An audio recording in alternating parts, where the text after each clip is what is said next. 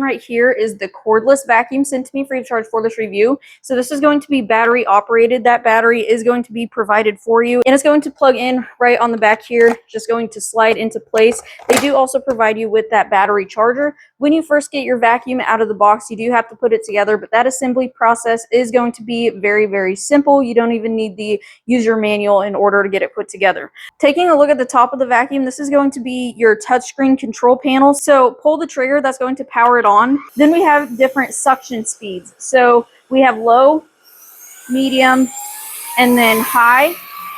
Then it is also going to tell you your battery percentage.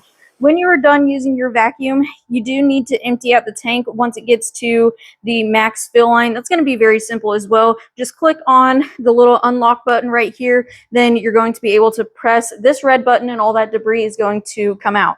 While we have this canister off, I do want to show you the different filters you have. So you have this filter that's located right on top. That's going to be your sponge filter. We have a metal filter on the inside, and then we do also have a HEPA filter on the bottom right here. So all of those are going to need cleaned eventually. However, once you clean them so much that you just really can't clean them anymore, they need replaced, they do offer you 2 replacement filters. So you have the sponge filter along with the HEPA filter. Lastly, we do also have some different attachments. So we have a crevice tool to get into hard to reach areas. We have a wider nozzle with a brush attached to it. So this is going to work out really well for pet hair.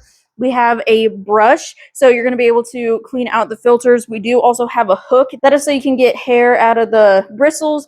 And then we do also have a mount for your vacuum. So you're going to be able to mount this to the wall or a door, wherever you want to mount it.